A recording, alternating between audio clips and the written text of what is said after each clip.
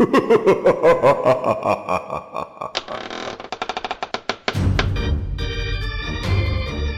evening, my little trick-or-treaters. I see you've come looking for a scare. Somewhere you can be horrified. Well, you've come to the right place. As your host, I'll be taking you through a guided tour of Funhouse Terror.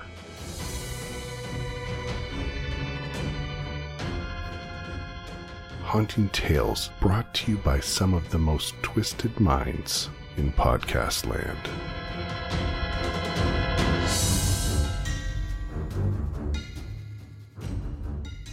Some of these stories are terrifyingly true, while others have been brought to life by an electrifying imagination. But be forewarned, this episode isn't for the light of heart. So close your curtains and lock your doors and settle yourself in for a night of terror. Welcome to our Ghoulish 2017 Halloween special.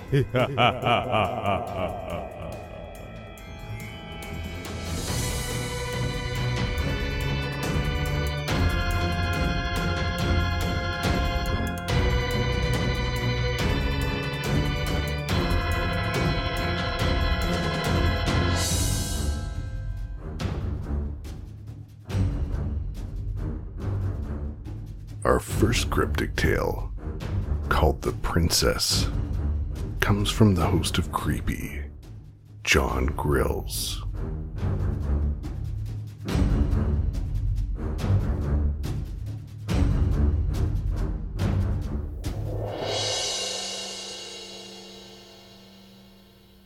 The Princess. I've been watching you. Do you remember? I used to play with your daughter. I played with her and watched you. I was with her when she gave you her first drawing of me. By her wishes, I was given a pretty pink dress to wear and a crown atop my golden curls. I smiled as you hung my picture on the fridge. Your daughter was a wonderful artist. While you shouted at him in the kitchen, I soothed her and stroked her hair. She was my girl, and I loved her when you didn't have the time. I remember the empty bottles of whiskey that marked the day he left, and many days to follow. Often I would remind you that such habits were bad for your health, but you didn't listen to me. You never listened to me. I was sitting with her when you gave her that glass of water. I remember that it smelled wrong. As she coughed and choked, betrayed and devoured by your poison, I was helpless. I watched you wait until you knew it was too late before driving her to the hospital. I was in the back of the car with her when she drew her final breath. Only I could see through your teary facade when they laid her in the ground. So why do you look at me with such fear? Why do you tremble? I am no stranger to this home.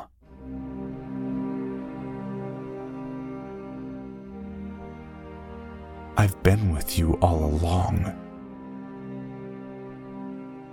and I have awaited this moment for a very long time.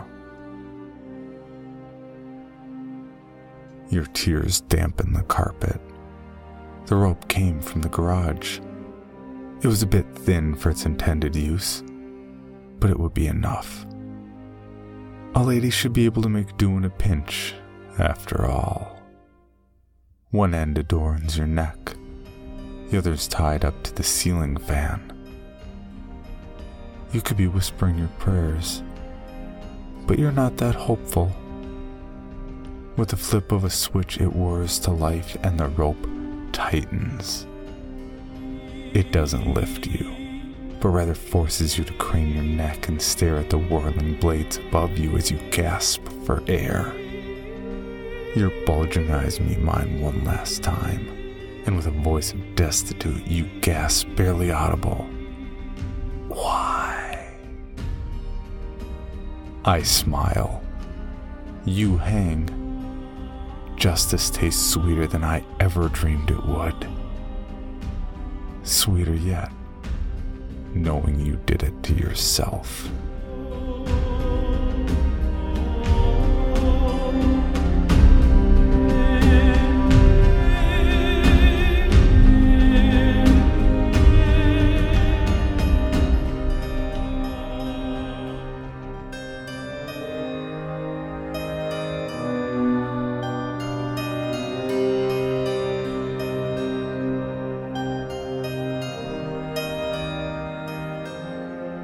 Now tell me this.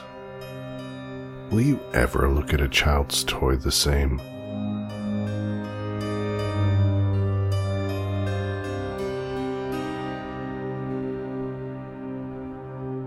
Now here's Scott from the podcast Fairy Tales for Unwanted Children and his story, The Dog Dies at the End.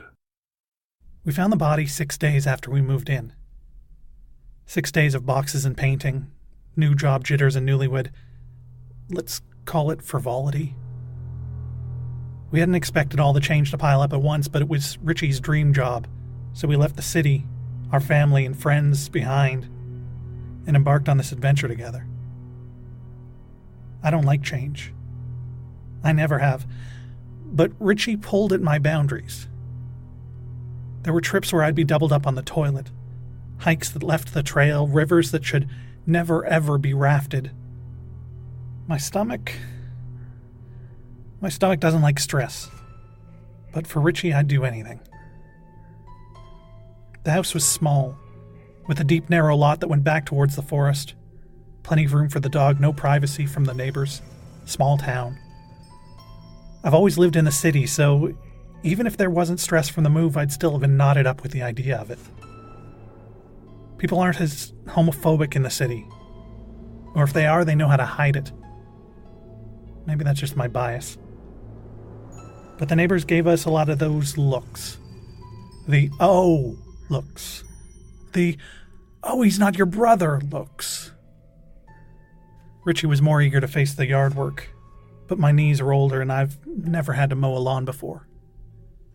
The yard was an overgrown mess of shrubs and weeds, fallen branches and hints of what used to be a garden.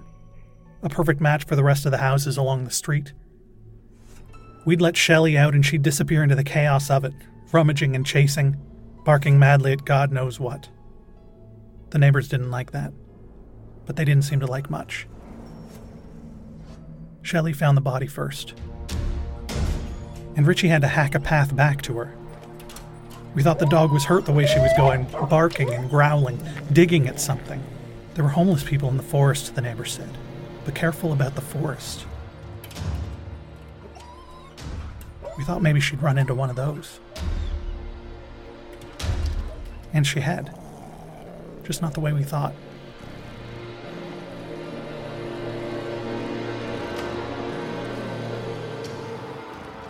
I heard Richie swear ahead of me. "Oh shit," he said.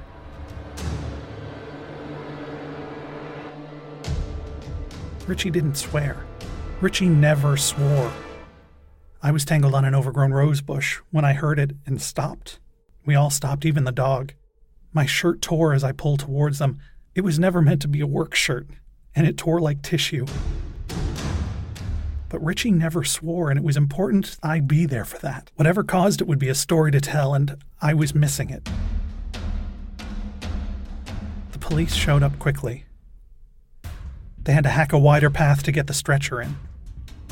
They brought their own shovels. Saturday afternoon, and most of the neighbors came out to spectate, many I'd not yet seen. Richie made the rounds, said the hellos, told the story as we saw the body come out in a black bag on a stretcher. Homeless, an officer said. Not much to tell, said another. But there was a lot to tell, and Richie was telling it. I went inside still holding Shelley's collar because I didn't want to hear it again. Every time I closed my eyes, I saw it, the mottled skin, the shapelessness of it. The tears and rips where Shelley had dug at it, but it was never really buried. Not all of it. Only from the waist down. Shelley pranced around the bathroom door, still wet from being hosed down in the yard. My bowels were water. I gave up on the yard. Richie still pictured a tub and fences, a nice green lawn and mosquito netting, but for me it was a graveyard. There wasn't an investigation. They didn't come back to take down the tape. There's a lot of mental health issues that come with homelessness. We were city people, so that was no surprise. But it gets dark at night in small towns. You close your curtains because the windows are black voids. Streetlights are very far apart, and the headlights that rake across your rooms are so rare that they become events instead of just the background hum of a city.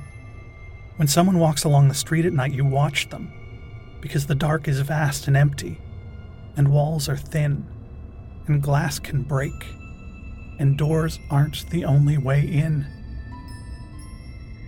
And as dark as it was, the forest was darker. A wall of nothing that creaked and moaned. Shelley stayed on leash because she was fearless, always pulling towards the trees and bringing things back. There were a lot of bones. The police stopped caring about them. Deer mostly, dog or maybe wolf. The tiny skull of a rabbit.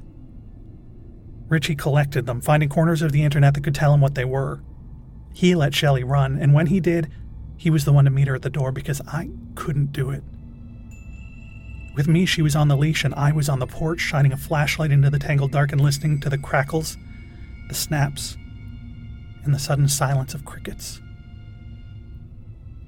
One night, Shelley pulled away, leaving her collar and leash behind as she dashed into the cold. Richie was pulling late nights, establishing himself, building that first impression. I had macaroni in the microwave. Shelley was bounding through the neighbor's yard, barking the way she had, growling the way she had. I almost didn't go after her. I had to think about it.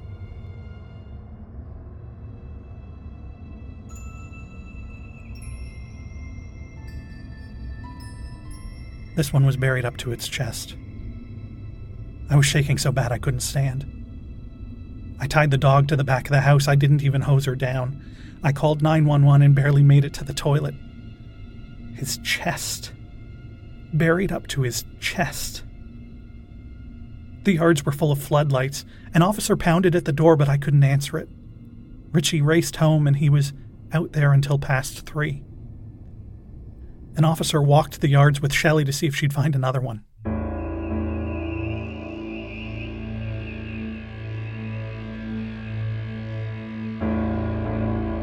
I finally went back out with a coffee pot and a tray of mugs just in time to see the bag being brought out on a stretcher. But it wasn't right. It was the wrong shape. There wasn't enough of it. I asked Richie if they were still digging, but he said they weren't. They found everything that was there. Richie was home by dark after that. If he wasn't, I'd be sitting in his break room with the dog watching CNN and eating from the vending machine. The police were flushing out the forest, finding the camps. Most of them empty, abandoned. The stories people were telling, you didn't know what to believe. Mental health can do bad things, but so can gossip. And people were scared. Still, they didn't find as many homeless as they expected, but there were empty camps. Richie was pricing bars for the back windows, but I was pricing condos in the city. My job was still open. We could go back, but Richie said no. His new job, he said. Our house. The forest was empty, he said. We'd put up a fence. We had kids come in from the high school. They spent the long weekend pulling out everything from the yard. Shrubs and branches, old bikes and fridges. They cut it back and mowed it down, but When night came, the curtains were closed, the locks were checked, and a chair was pushed against the door. But still it was there. The black silhouette of the forest looming like a wave that would come down and crush us all. I didn't need to see it because I could feel it. No matter how many lights were on, no matter how loud the TV blared. I couldn't even take the dog out on a leash to the porch. Richie did it all. Richie wrapped his arms around me on the couch. Richie leaned against the bathroom door. "It'll be all right," he said. "Nothing's happened in weeks. There's nothing in the woods," he said. I'd lie awake and listen to him snore, trying not to hear the sounds of the house shift in the wind or the snap of branches from the trees or the sudden silence of the crickets. One night, Shelley got away again. I was watching Jeopardy! Potpourri for 500. I heard the barking as she dashed away and Richie's yell as he set off in pursuit. The flashlight was on the coffee table. He'd forgotten it. I almost didn't go after them. I had to think about it. I stepped out into the cold night.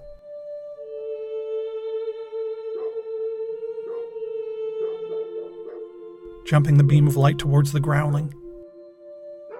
Richie was calling her name somewhere out there, crashing through the neighbor's yard, but I couldn't find him. I was off the porch, but only just. I called his name. I yelled his name. The neighbor's lights flicked on, sending a sliver across his yard, and there was Shelley, white in the darkness, staring at me, confused. And then Richie went silent.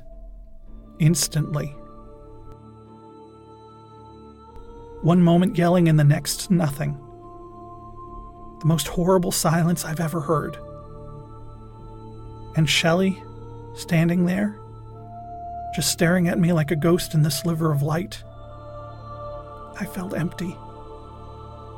I screamed Richie's name, but there was nothing. I called to Shelley and she whimpered, looking back into the dark. My flashlight couldn't reach what she saw, but suddenly she was bounding towards me, ears back, terrified, and the ground was moving. Under her, the ground was moving, heaving. I stumbled back and dropped the flashlight as Shelley ran into the darkness between the houses, and I steadied myself against the railing of the porch. Shelley's paws were pounding in the black. And then silence. Sudden silence. My eyes were locked on where she'd be, that spot where she'd burst back out into the light from the kitchen. But she wasn't there. Nothing was there. I grabbed the flashlight and jerked the beam towards her just in time to see the last of the white fur disappear into the ground. Pulled down. Disappearing. I ran. I didn't even think about it. I was running. My knee gave out on the road, but I pulled myself up and kept running. No one ever found Richie, but you don't care. I loved him. We loved him. And you don't care. This is the internet, so he doesn't matter. There's something out there. But all you care is that the dog died at the end.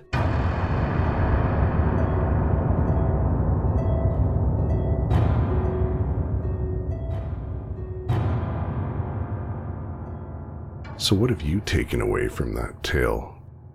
Will you only remember that the dog died at the end?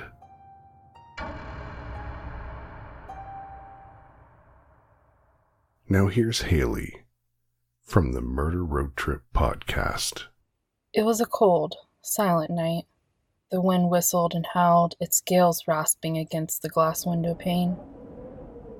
A waning crescent hung from the pitch-black sky, shrouded in the blue-tinted gray clouds. I stared through the telescope, my mind full of wonders as my gaze met with the moon. Dormont was such a pretty village at night. Within my room, posters and photographs were affixed to the walls, displaying constellations, galaxies, skies, suns, moons, and stars, all of which were my passion. From the ceiling, a solar system sent light flowing into my room. Peter.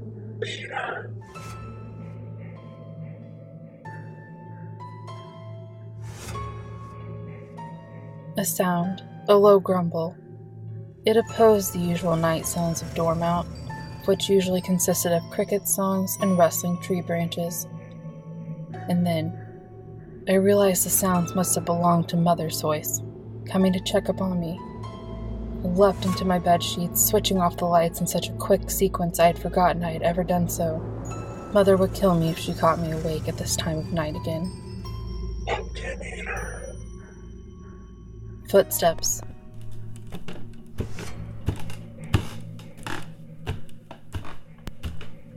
The grumble I had heard earlier sounded once again, except this time I could interpret them as faint words. Was Mother talking to someone? But who? We were the only ones who were here since Father was at work, as far as I knew. Lightning flashed. It sent light flooding into the room, lighting up my reflection in the mirror opposite me in my bed. My wife, but couldn't keep her.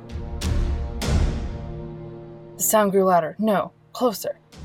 A screeching sound caused my eardrums to throb with pain. It was so loud it was unbearable. It was as if metal was being dragged across the floorboards, coming closer and closer. Closer and closer. By now, I began to call out, "Mother? Is that you?" But my voice was overcome by the metallic screeches. Keep her in a pumpkin shell. Now it was clear to me someone was singing a melody of some sort. It was too masculine and low-pitched to be my mother's voice, though who else could it be? Paranoia ached through my bones, dreading the thought of a stranger inside my own home. The screeching got louder. My heart beat furiously against my chest, as if trying to escape the girl that held it prisoner. Each of my breasts were shaky, whilst every part of my body trembled in uttermost fear. And there he kept her very well. I bit my lip. For some reason, I couldn't convince myself everything was okay. I couldn't convince myself it was anything but danger. I couldn't function. I was too afraid of what was behind the door, of what was singing this eerie symphony. Another flash of lightning sent shivers down my spine, lighting up the mirror across the room. But in the brief showcase of my reflection, I wasn't alone. Peter Pumpkin Eater. The words were unmistakable. Not only that, but something had been standing in the doorway. I had been sure of it. My inner instincts told me to hide beneath my bed sheets and quilts, build a fortress of pillows, and never leave. But I was frozen. Frozen still in the unnerving, uncomfortable position that I always try to avoid sleeping in. The sound of multiple, throbbing heartbeats echoed constantly in my mind, always there. Slam! The sound of my window shutting. Not another and didn't love her. My stomach twisted and turned inside my body as each word entered my ears.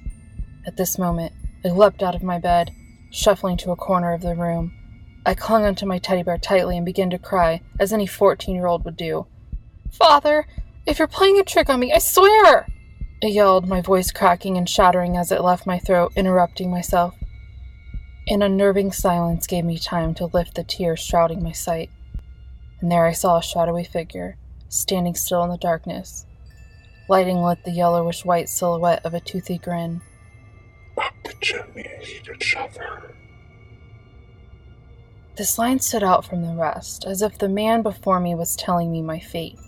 He whispered it in an eerie tone, staring down at me with one hand gripping the axe, the other gripping the scissors. Peter, the Pumpkin Eater. Those were my final words, despite the fact I am sure I was not the one speaking them.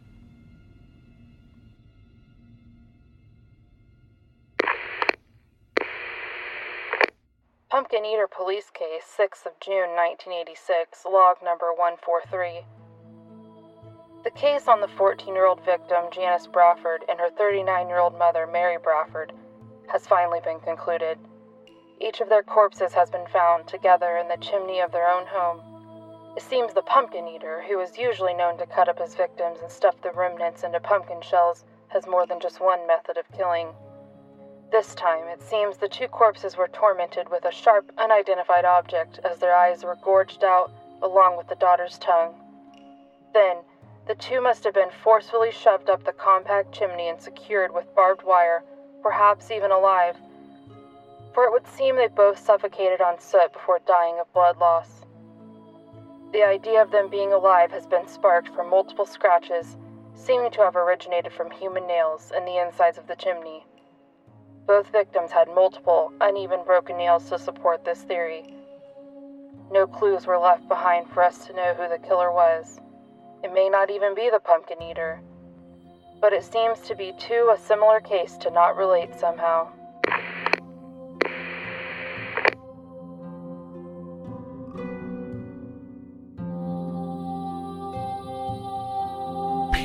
Peter, pumpkin eater, had a wife and couldn't keep her.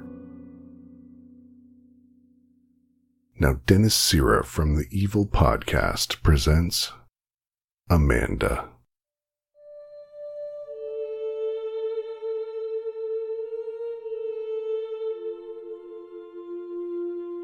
We are social animals.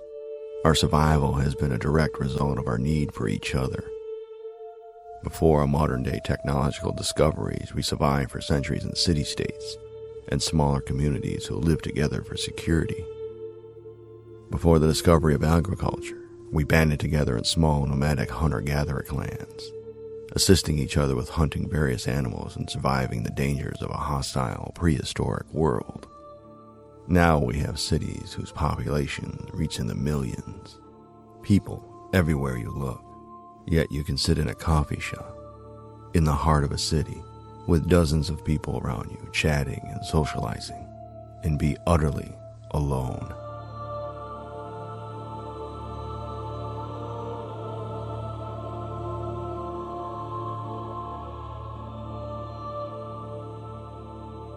This is where Amanda had found herself. Again. Sipping her mocha latte with skim milk in the middle of a coffee shop and having no real contact with anyone. Amanda would frequent the coffee shop practically every day as everyone was coming home from work.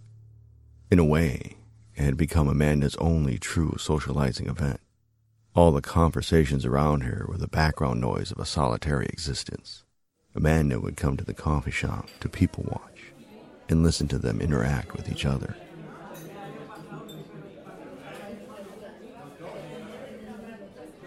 She would envision herself included in their conversations. Amanda would imagine that her witty comments would solicit laughter from her conversation companions. The type of laughter that requires a quick hand to the mouth to muffle its volume in such a public place. Amanda's fantasies would often draw her in. So much so, she would find herself acting out and mouthing imagined conversations in the middle of a crowded coffee shop. This, talking to herself, would sometimes garner a sideways glance from a bewildered and real occupant of the coffee shop. Amanda would respond by lowering her eyes and taking a sip of her coffee, sometimes checking her phone just to verify no messages had been received. Amanda had fun pretending to be one of them. It was fun to imagine having friends and being the interesting one in that tight circle. It would be fun to share dark secrets that only close friends dare. But Amanda had no one to confess her dark secrets to.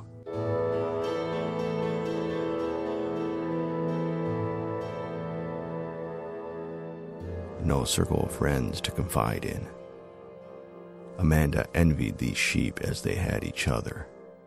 She was among them, but not one of them. Amanda knew a wolf can only wear the lamb's wool for so long before it begins to itch.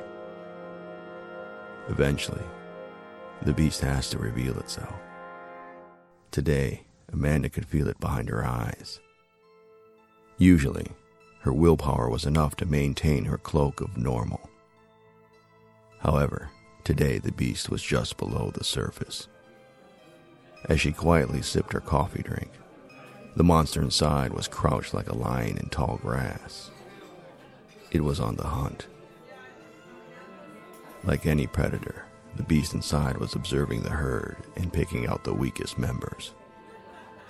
Of course, the herd was unaware. They milled about drinking coffee and feeling safe among each other. Amanda felt sorry for most of them. So much so she would suppress the beast and let it go hungry, burying it deep inside while pretending to be normal. However, it had been a full moon cycle since the monster last surfaced, and Amanda could only cage it for so long.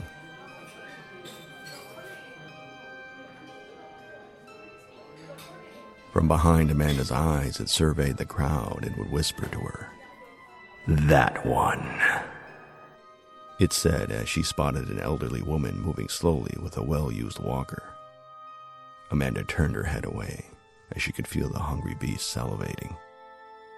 Amanda wiped her mouth on her napkin and looked towards the coffee counter. There was a young man in a well-decorated Letterman jacket standing in line. He wore a cast on his lower right leg and had a crutch tucked under his right arm. He moved well, but was obviously slowed by his condition. The beast within whispered, "That one." Amanda turned away and looked towards the door. There she saw a little boy about 4 years old wandering away from his mother. The inquisitive boy was exploring his environment. His mother was waiting in line while texting on her phone. She was paying so little attention to her rambunctious little boy. "That one," the beast whispered again. This time it was more intense, more anxious. Amanda's stomach audibly groaned above the chatter of the busy coffee house. She wiped the drool from her mouth again and stood up. At this point, it was challenging to keep the beast subdued. Amanda could feel her temperature rising, and the perspiration was forming around her collar. Amanda walked with purpose towards the door. As she passed by the coffee counter, the rambunctious little boy stepped in front of her. He stood there for a moment and greeted Amanda with a warm, kind smile and an outstretched hand. He was willing to make a new friend. She could hear the beast moan from within. Amanda licked her lips and swallowed the excess saliva forming in her mouth. The beast within begged, "Take his hand. Offer him candy. Offer him toys. Offer him anything. Take his hand. Take him outside away from the herd." Amanda could smell the chocolate on the little boy's breath. He had ate a candy bar earlier this afternoon, and its scent lingered on him. She shuddered as the monster pounded against her mental cage. It was desperate to feed. Amanda knew the bars of the cage were loosening under the growing appetite of the beast within.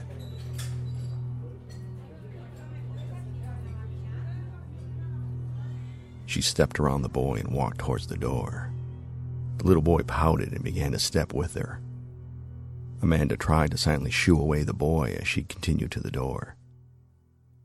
The boy walked beside her until her mother snapped at him, at which time the boy ran back to his mother.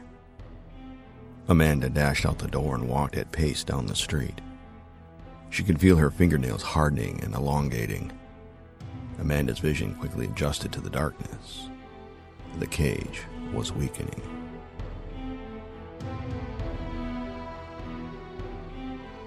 Her breath frosted in the cold October air as her breathing became deep and heavy. Amanda turned down an alley and extended out her left arm to brace herself against the wall. The transformations were always painful.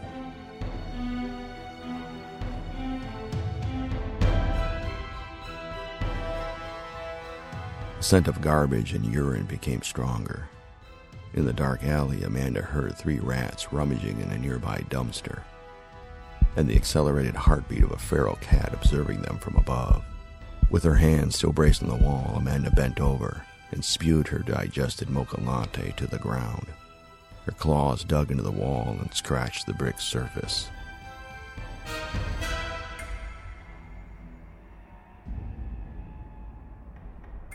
Amanda knew the fight to stay herself would end the way it always had. Minutes later, the scent of 2-day-old cologne on an old dirty wool coat drifted into the alley. Amanda was still leaning against the wall with her head down.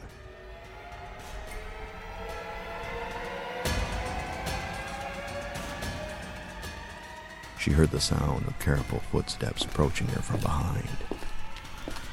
Then, muffled by a heavy coat pocket, she heard the click of a spring blade a few feet from her. Amanda raised her head and whispered, "This one." The person in the alley approaching Amanda with a knife soon learned that crime doesn't pay. The next harrowing tale is told by Robin Warder from The Trail Went Cold.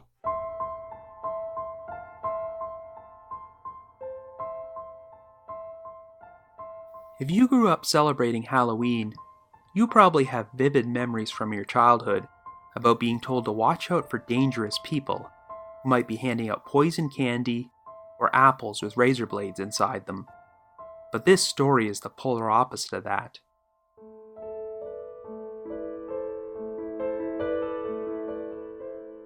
What if the people handing out the candy were the ones who found their lives in serious danger?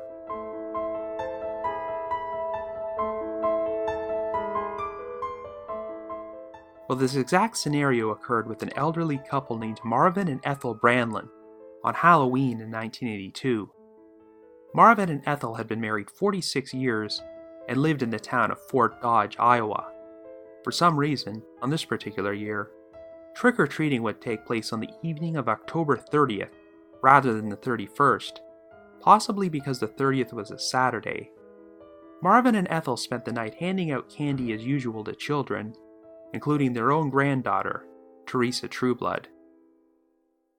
While walking away from the house, Teresa remembered a lesson she'd been taught about not answering the door for trick-or-treaters after 7:30, and thought about turning around to remind her grandparents about this. But she decided not to return, unaware that her grandparents would be opening the door to a very dangerous individual within the next few minutes.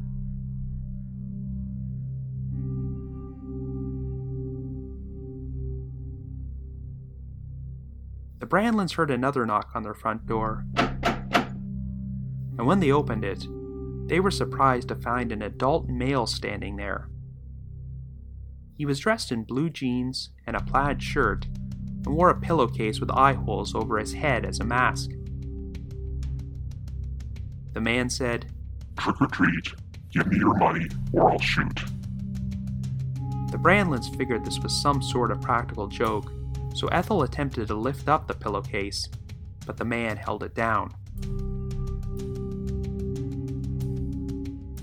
When Ethel turned around to reach for the candy, the masked trick-or-treater entered the house and pulled out a .32 caliber handgun before ordering the Brandlins to take him to the safe they had downstairs in their basement. Marvin and Ethel led the masked man into the kitchen toward the basement door, but Marvin was still convinced the whole thing was just a stupid Halloween prank. He decided to reach for the man's gun, only for him to retaliate by firing off a shot directly into Marvin's throat. The assailant then turned around, ripped off his pillowcase mask, and fled the scene. Ethel immediately called for help, and Marvin would be airlifted to a hospital in Des Moines for surgery. But he died on the operating table within a few hours. He was 69 years old. Ethel would never be the same after the traumatic ordeal of witnessing her husband get murdered, and died within a few months of what her family described as a broken heart. Unfortunately, even though the killer had pulled off his mask, Ethel did not get a good glimpse of his face, but she described him as being around 5'8", between 16 and 20 years old, and having blonde hair and blue eyes. What really stood out about the killer was the fact that he ordered the Brandlins to take them downstairs to their safe. Very few people knew the couple even had a safe in their basement, and most of them were family members. Rumors would circulate that an acquaintance of the family had bragged about committing the murder. He became the prime suspect, but there was just no hard evidence to tie him to the scene. The only piece of evidence which could have proved useful was the pillowcase mask, which the killer left behind at the scene. During the early 1980s, investigators did not have the luxury of DNA testing, but they finally decided to submit the mass to the Iowa Division of Criminal Investigation in 2009. Unfortunately, there just wasn't enough usable material on the pillowcase to make a hit, so the investigation went back to square one. Even though a lot of people believe they know the identity of the mass trick-or-treater who murdered Marvin Brandland on the night before Halloween in 1982, the case officially remains unsolved.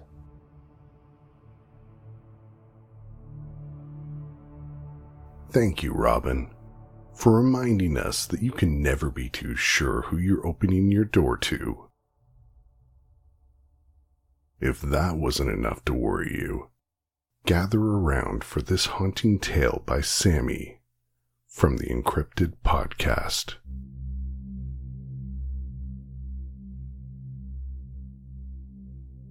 On Halloween of 1988, 6 teenagers ventured into a tunnel on a local railroad. Only one escaped with their life in a photo. What resulted from that innocent venture was a 2-year period of unexplained murders, which killed off a good 10% of my small town's population. To this day, no one knows the true fate of the 5 boys and the reason behind the murders that lasted until the fall of 1990, except for me. I'm the lone survivor of the 6 who encountered the Wanderer on the tracks on that dark Halloween of 1988. It was supposed to be a simple dare. There was nothing to it. Everyone had heard of how every Halloween, people head into the tunnel and never come out. We all thought it was bullshit. Then again, we were only 14 and not very well learned in the way of the paranormal. All we expected was just some crazy dude in a bedsheet. However, what we found was much worse, and what we did made the outcome 10 times worse than it could have been. I guess that curiosity killed the cat really fits when remembering this story. It was me, John, Andy, George, Bill, and Fred. Explaining our costume of choice is irrelevant. However, let us know that we all brought flashlights and Andy brought a bucket to collect candy in, full of shandy. I remember your death so vividly. It haunts my dreams to this day. And she does too. But not for long. We all had dinner at John's house, as it was closest to the tunnel. After that, we played some Super Mario Bros. On his NES to pass the time until it was dark.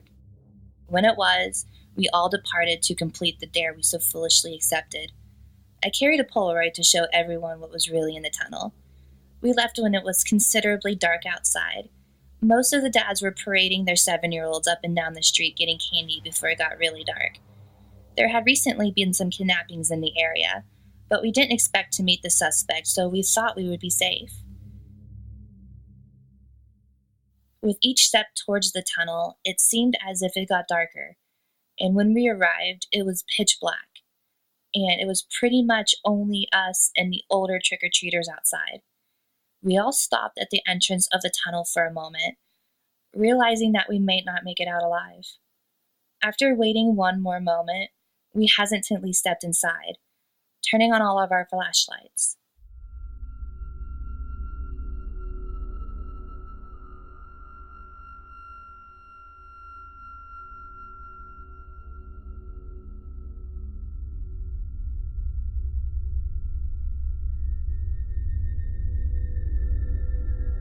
No one really wanted to do this. We felt this more and more as we went deeper into the tunnel. It was weird though. Usually a tunnel ended around 500 feet, but it seemed like this one went on for miles. We went on for what I would say was another 3,000 feet. That's when we saw it. At the time, we had no idea what it was, and if I had a choice, I wish I would never had found out what it was, and what it did. "The fuck is that?" Bill asked, half whispering to the rest of us. What we saw looked like a girl who had covered herself in dark paint or makeup and had on plain old nightgown. She was holding what we thought looked like a rod or staff. and her back was facing us. Beats me, Andy shrugged. Hey! He yelled at the thing before throwing the bucket at it. It clanged off the creature and rolled to the right of the track. Suddenly, it made the most gruesome noise in the world as its head rolled 180 degrees to stare back at us.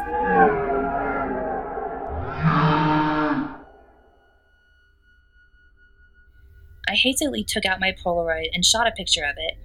I put away the camera and shook the developing picture before putting it inside my pocket. Everyone was frozen in place looking at this creature, seemingly paralyzed. Soon, the creature lifted the rod and threw it at Andy. It was horrifying and amazing, seeing it throw what we now knew was a spear with such dexterity, as well as doing it backwards. The spear struck Andy in the chest, dead center in the sternum. His ribcage collapsed and blood sprayed from the entry and the exit. His spine snapped and he crumpled to the ground. The blood-splattered spear was stuck in the ground a good 40 feet behind us. It was only a moment before we actually thought to run. We didn't even try to save Andy. I turned my head and saw the creature ripping open his chest, tearing muscle and organs apart as our dying counterpart screamed in his death throes.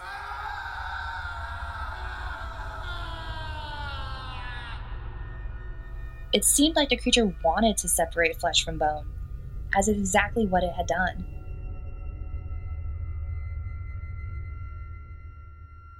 Andy's flesh and innards were scattered all around his skeleton in the pool of his blood, and it was coming for the rest of us now.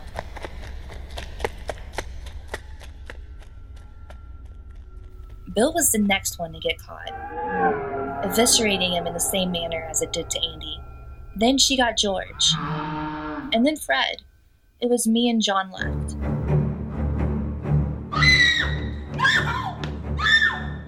The creature was so close we could feel its putrid breath on our necks. We both heard its demonic growls and screeches as we just barely escaped the scariest grabs in our costumes. We kept on running even though the lactic acid had built up so much in our arms and legs, and our breath was so ragged, and we were so tired. Soon we saw the end of the tunnel. Somehow it was morning, which was illogical, but John and I were both so happy to see the light of day. Suddenly, I heard a trip and stumble. John had fucking tripped. We were outside of the tunnel and he tripped. I didn't even need to turn my head to know he was being gored and gutted. I ran a safe distance away from behind some trees near my house. His screams echoed through the neighborhood and woke several families, wandering outside to see what was happening. Everyone who went outside all saw the creature as it tore apart John. When it was done, it swept his eyes across the shocked citizens of my small town and let out a deafening roar that no man or animal could make.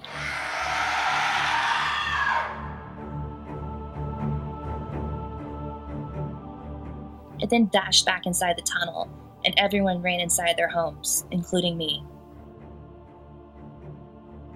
For 2 years after that, the people who saw the creature were found disemboweled and skinned in their homes. Some people tried to move, but I heard them say it was like they were chained here. The creature was holding everyone here, keeping everyone who had seen it captive in this town.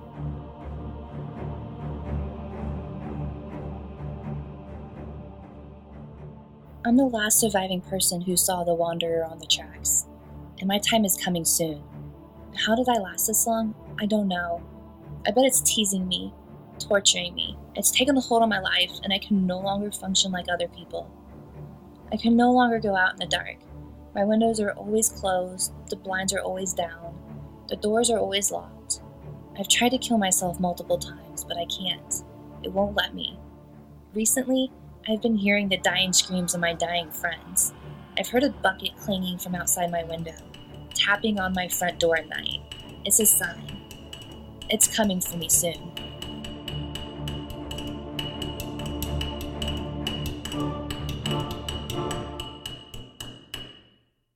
We should all take our parents' advice and stay off the train tracks. And now we'll hear from Lily from 36 Times.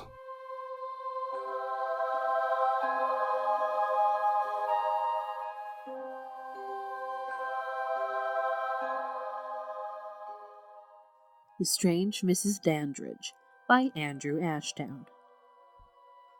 Mrs. Dandridge had been one of a dozen old ladies living in the row of terraced houses known to the post office as Honeybee Avenue, but to everybody else it was known as the Hive. She was presumably a widow, although Mr. Dandridge had been dead such a long time that nobody could ever remember seeing him.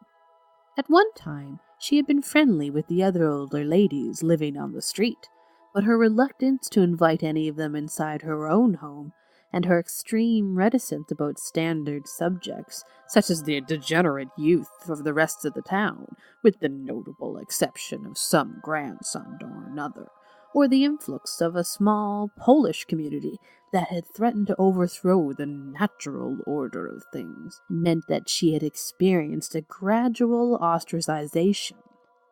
The year before she died, in the manner of outsiders the world over, she'd instead become the subject of lurid gossip. The nosy Mrs. Beasley said that she had seen Mrs. Dandridge wandering around her back garden at an ungodly hour in some kind of haze, muttering strange things to herself. What Mrs. Beasley was doing looking into someone else's garden at this time was not discussed. The magnificent Mrs. Cole said she heard strange noises from one of the upstairs windows. In the manner of an actress who really knew her audience, she refused to elaborate further. She simply raised an eyebrow and repeated, "Strange." The excitable Mrs. Allen had confirmed Mrs. Cole's story, and added that at one time she had seen a green light blaze suddenly from the spare bedroom for a few seconds. But Mrs. Allen was known to be a tad imaginative. The final nail in terms of approval came a week before. A large package had arrived from Mrs. Dandridge, and when there was no answer, the postman had delivered it to Mrs. Allen next door, and pushed a note through the letterbox. Mrs. Allen, whose active imagination had been running riot after every discussion of Mrs. Dandridge, couldn't resist this opportunity to find out more, and opened the heavy box to have a look-see. Inside was an extremely large, extremely ancient book, with a set of symbols unlike anything Mrs. Allen had seen before. The lettering and pattern seemed to weave together and shift on the cover, and after a few seconds Mrs. Allen's head began to hurt. She couldn't take her eyes off it. A furious hammering at the door interrupted her trance. A full quarter hour had passed. A wild-eyed and wild-haired Mrs. Dandridge stood on the doorstep. "You didn't open it?" Mrs. Allen's eyes widened in indignation. "Certainly not." Mrs. Allen did not expect to be accused of such things on her own doorstep. The fact that she had was beside the point. "Give it to me." It wouldn't hurt to say please, thought Mrs. Allen, as she hastily shut up the lid and awkwardly carried it to the front door. Mrs. Dandridge's interrogative tone had vanished, and had been replaced with a vague, dreamy look. "Thank you, my dear." And she was gone. A week later, a heat wave had struck.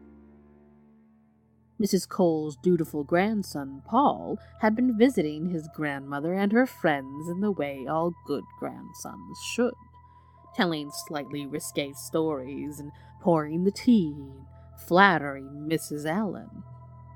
He was on his way home when he caught the edge of a very strange smell. Paul had never been around a body before, so he had little idea that, left in the heat, the smell becomes overpowering in a confined space and leaks out the windows and doors to pollute the street. He approached the house that seemed to be the source. Unable to get any response from knocking, and remembering that this was Mrs. Dandridge's house, a woman he had found odd, but not known well enough to form the concrete opinions of his grandmother, he went around the back and found the door there ajar. Curiosity and concern overcoming trepidation, he pushed it open and went in. The smell was overpowering, invading his nostrils and seeming to coat him in a layer of grease. Acutely aware that he was potentially trespassing, he called out, "Mrs. Dandridge!" She wasn't downstairs. He began to ascend. "Mrs. Dandridge!" The smell was worse on the landing. He pushed open the door to the spare bedroom. "Mrs. Dane!" The tableau before him was in many ways simple, but it took his eyes several seconds to process it. The simplicity itself underlined the stark, revelatory sense of horror he experienced. A mirror was at one end of the room. On it had been scrawled a series of symbols and patterns in what was now a brown, flaky substance. In front of the mirror was an emaciated corpse. A mummy that had been carefully dried out and preserved, lovingly so. This was later identified as the late Mr. Dandridge. In the far corner, a pizza delivery boy sat upright, with an expression that showed that he too was surprised by the cut going across his throat. In the middle of the room, a large book was opened to a horrific image of a demon that seemed to shift on the page. The two-dimensional drawing seemed to have its own depth, and the mocking expression of the creature itself seemed to stare straight into Paul's soul. Finally, there was Mrs. Dandridge. The medics would later nervously reassure Paul that the expression of exquisite horror frozen on her face suggested that she had died of a massive coronary heart failure rather than fright. Apparently, it was common. Paul could only hope that was the case. He was confused, however. Heart failure was an explanation he could grasp onto, but there was something that kept him up at night. Something he couldn't voice, but would remember to the end of his days. The anxious smiles of the paramedics couldn't cover the fact that, whatever the strange Mrs. Dandridge had seen in those last moments, whatever had ultimately led to her unseemly demise, whatever had left that haunting look on her aged face, whatever it was, it had taken her eyes along with it. Heart failure or fright, you be the judge.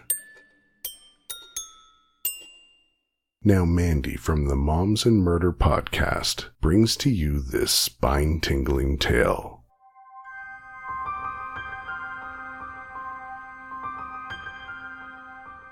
It was the year 1887 in Dresden, Germany, when 10-year-old Karl Tanzler awoke from a strange dream in which his dead aunt, Countess Anna von Kossel, appeared to him with a girl whom she said would be Karl's one true love.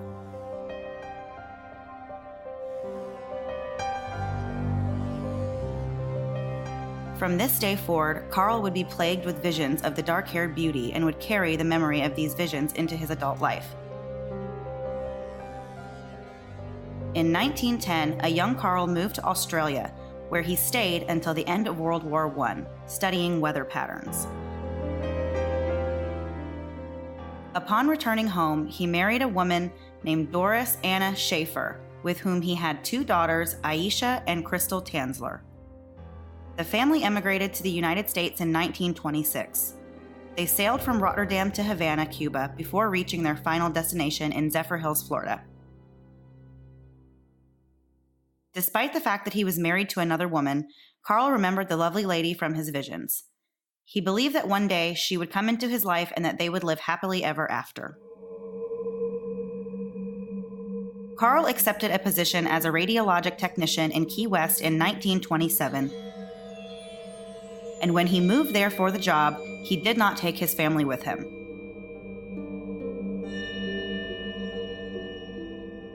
His youngest daughter, Crystal, was struck with a case of diphtheria, and having little options for treatment for the infection, she eventually died.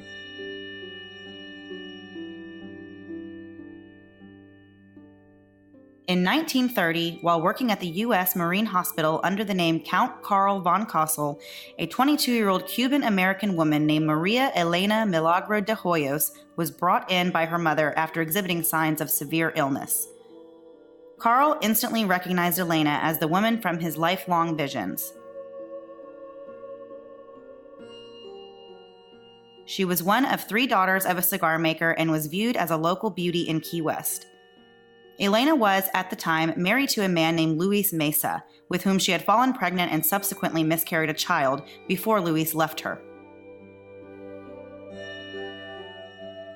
Elena was eventually diagnosed with a case of tuberculosis, which was typically a fatal disease in that time period. Almost all of Elena's immediate family succumbed to the same ailment.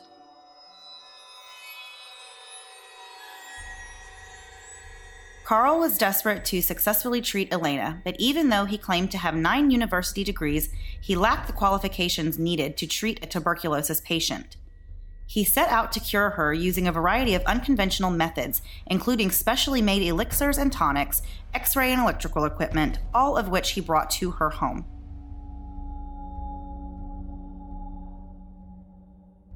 He would shower her with gifts and profess his love to her continually, but she would never reciprocate the feeling. During her treatment, Elena received numerous marriage proposals from Carl, but Elena's sister insists that she never loved him, and what's worse, she viewed Carl as more of a grandfather figure. Despite his best efforts, Carl was unable to save her life, and Elena passed away on October 25, 1931, at the age of 23.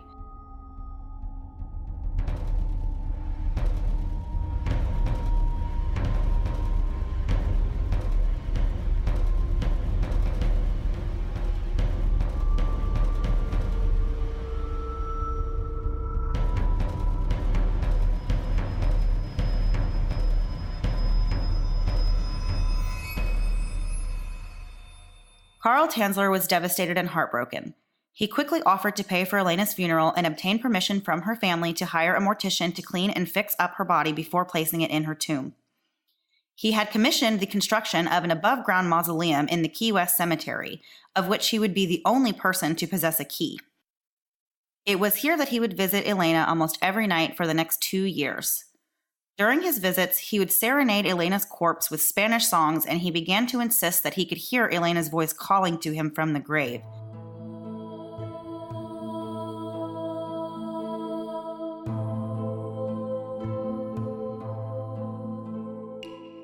Begging him to free her.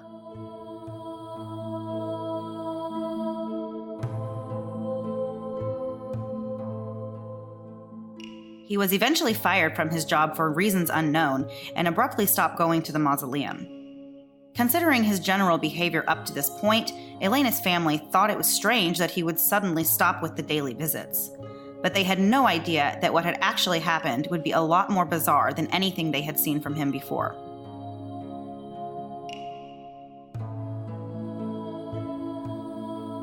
One evening in April of 1993, Carl crept into the cemetery, pulling a child's red wagon behind him. When he arrived at Elena's mausoleum, his obsession with the woman took a macabre turn, and he removed her body from the tomb and used the wagon to wheel her back to his home. Satisfied with what he had just done, Carl began the work of preserving Elena's now 2-year-old corpse. He used a coat hanger wire to secure her bones together, placed glass eyes into her eye sockets, and replaced her decaying flesh with wax-coated fabric and plaster.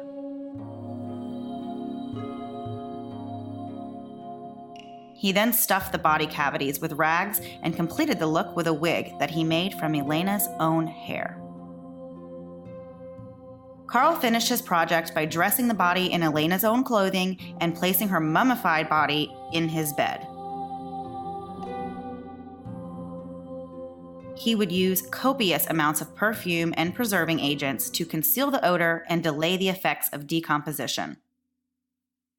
7 years later, Elena's sister heard rumors that Carl was sleeping with the remains, and she confronted him about it at his home. She notified police and had Carl arrested.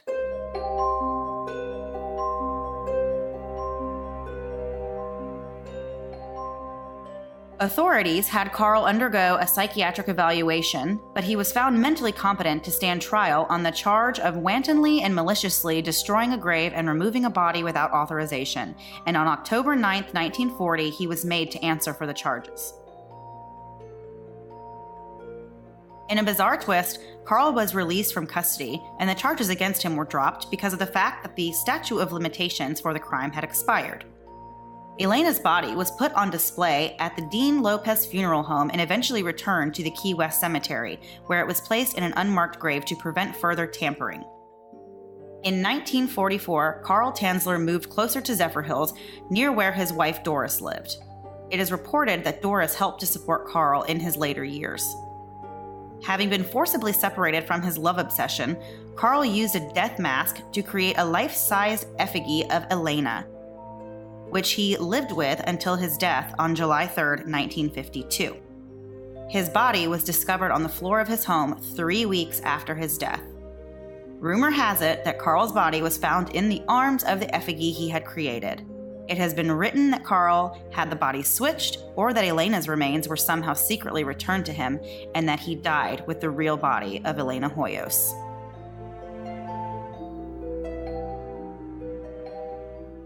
Well, it was pretty obvious that Carl had a hard time not taking his work home with him.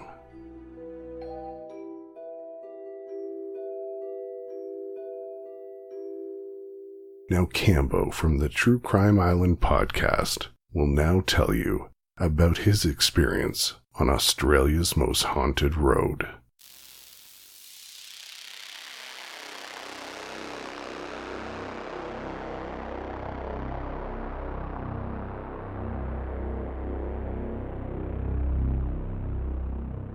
I'd like to tell you a story about a spooky experience I had one night going home from work. It happened to me near the Wakehurst Parkway, maybe Australia's most haunted road. This road, which connects Narrabeen and Seaforth, cuts through the Garrigal National Park and passes Deep Creek Reserve, which is like Australia's Lincoln Park, a place where bodies get dumped and people get murdered. It's only 2 lanes and there's no street lighting along most of its route. There are 2 ghosts that haunt this road at night. One is a Scottish nun who died 50 years ago on the road, and the other, Kelly, a young girl who died in tragic circumstances in the 1970s. It's said if you don't tell Kelly to leave your vehicle, she will run you off the road. There's been some bad shit go down at Wakehurst Parkway. Like in 1963, 8-year-old Graham Thorne was abducted from his home. After police found his school bag along the side of Wakehurst Parkway and more of his belongings strewn further up the road, his body was eventually found at Seaforth. In 1994, Richard Leonard killed Stephen Dempsey with a bow and arrow in the Deep Creek Reserve and dismembered his body before storing it in his freezer. In 1995, Frances Tazzoni's decomposing body was found further down Wakehurst Parkway. She'd been strangled by her ex-boyfriend. So let me get back to my spooky experience. I was doing a rollout of new computers for a company north of Sydney. This entailed me getting into the office at around 2 p.m.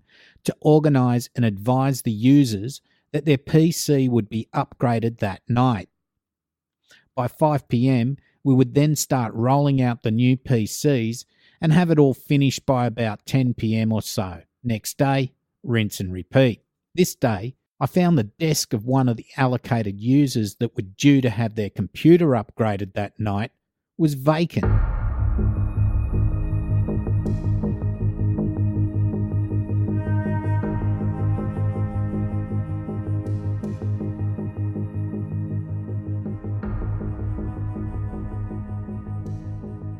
His colleagues told me he wasn't in and would be back tomorrow.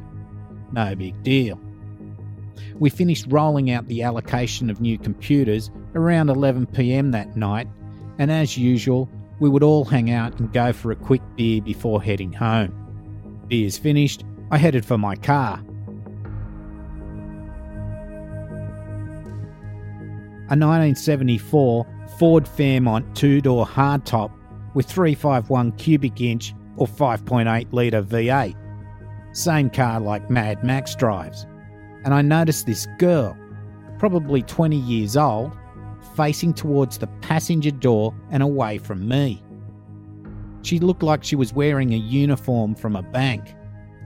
She was about 5'6" with shoulder-length brown hair. As I approached, I asked her if she was okay. She didn't turn to me, but just said, "My fiancé forgot to pick me up." I told her I was going to town and I could give her a lift, and she just nodded as I opened the door and she got in the car. I went around to the driver's side, got in and started the car.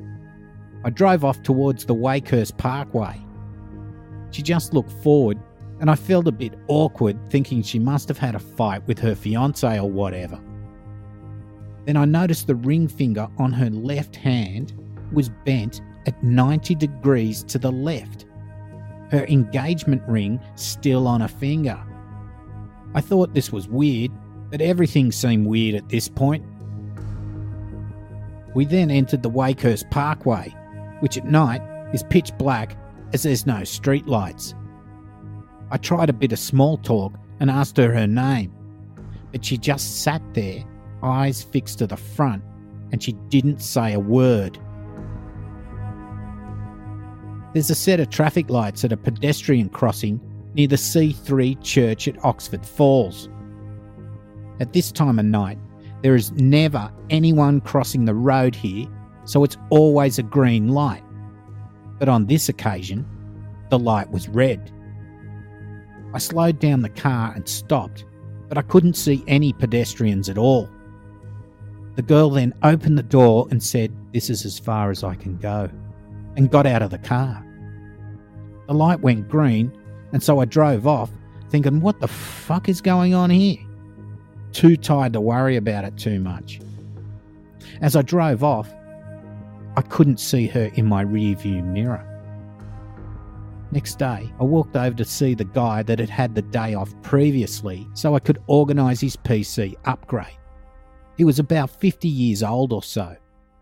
As I spoke to him about the changeover, I noticed a photo on his desk of a young girl and guy in each other's arms. They were both about 20 years old. The girl in the photo was the girl I'd picked up the night before wearing the same uniform.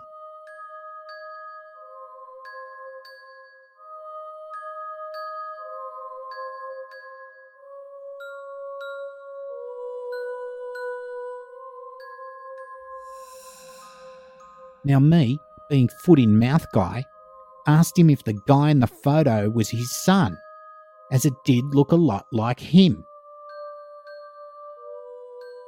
He turned to me and I could see a tear in his eye. And he said, "No." That's me the day I proposed to my girlfriend 30 years ago yesterday. That night, near the C3 church on the Wakehurst Parkway, our car spun off the road and she died. Chills still go up my spine over that. Happy Halloween from True Crime Island. Thanks, Cambo. I really think you need to be a little bit more careful who you offer a ride to from now on.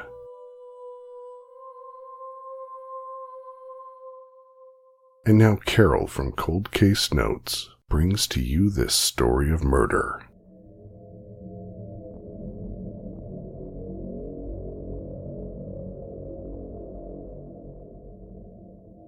The scariest stories are often the ones that are true. Monsters are real, y'all. This case is from November 18th, 1987, and it features a Canadian couple by the names of Jay Cook, who was age 20, and Tanya von Kulenborg, who is age 17. This couple was on a mission to travel from Vancouver Island on the Coho Ferry to head for Seattle. They made a stop in Port Angeles, and then from there they would take another ferry. The whole reason for the trip was because the couple was on an errand for Jay's father. They were supposed to pick up parts for a furnace. This journey should have only taken 2 days. It was basically an overnight trip, and they would have been back the next day. They never did check in with the families, and according to Tanya's family, she was always very reliable and would call anytime she would be a second late. And that was back in the day of no cell phones. The couple never did check in with the family to let them know all was well.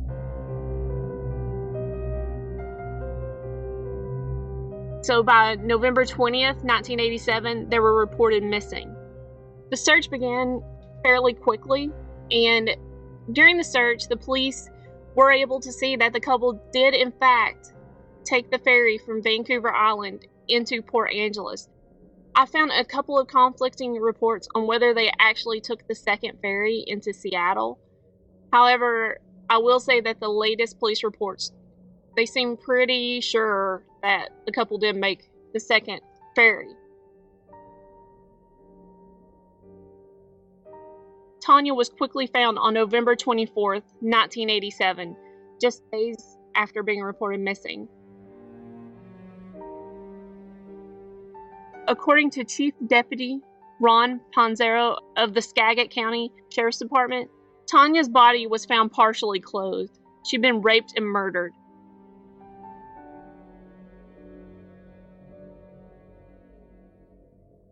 We found some plastic ties that you would bundle wires together with laying alongside the road.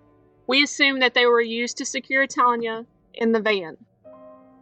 Tanya had been raped and shot. Jay still hadn't been found at this point.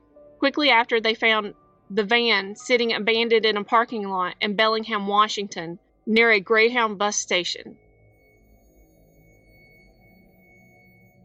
Now, if you look at MapQuest, Bellingham is about 3 hours northeast of Port Angeles, heading back towards the Canadian border. The police also searched the area around the parking lot, and a couple of blocks away, they found more clues. They found more of these plastic ties, the keys to the van, Tanya's driver's license, and a half-empty box of ammunition. They even found a pair of surgical gloves. Since Jay's remains weren't located yet, the police were starting to be concerned that he may have actually been involved in the rape and murder of his girlfriend. And they were straight up with the family and told them this. This concern wouldn't last long. His remains were found on November 26, 1987. He was found under a bridge where he was beaten and strangled. Jay hadn't been shot.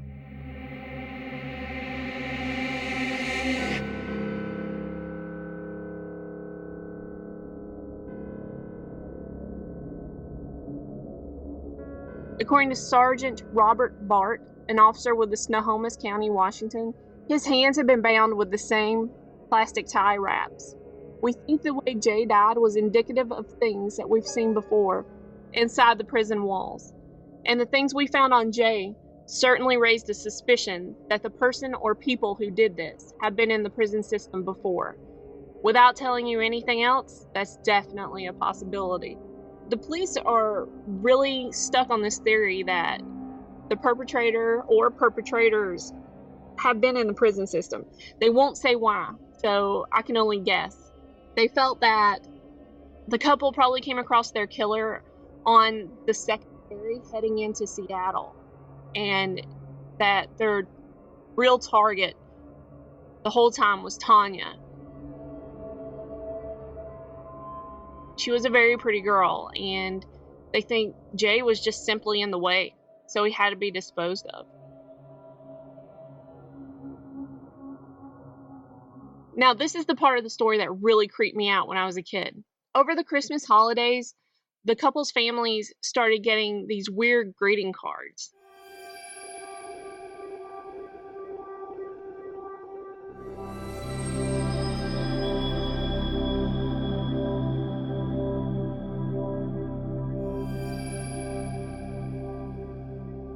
These cards all detailed the murders of the couple and were postmarked from various states, including New York, California, and Washington. All were written by the same person. Fortunately, the police were able to recover DNA from the crime scenes. And with that information, they were able to find out that the person that committed the crime and the person that wrote these greeting cards were not the same individual. They did need to go ahead and rule out the card writer as a suspect, so they finally did find him. It turns out he was this transient who had mental issues and was in his 70s. They didn't find him until 2010. To me, it's surprising that this killer hasn't been caught yet, especially seeing as how there's evidence that this van was being driven around for several days after the murders took place. There should be plenty of evidence out there, and if in fact this guy has been spending time in the prison system, it's only a matter of time before he or she or they is finally put away and a match is made. This case is still open.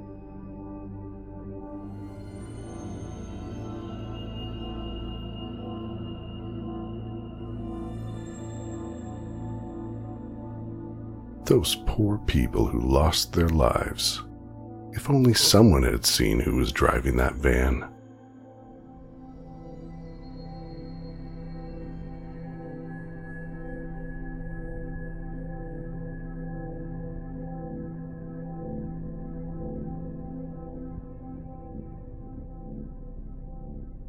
Carla, from There Might Be Cupcakes, sent me this story of legend tripping. She went out on location at the Bunnyman Bridge and was supposed to follow up with me via text or email, but I haven't heard anything back from her.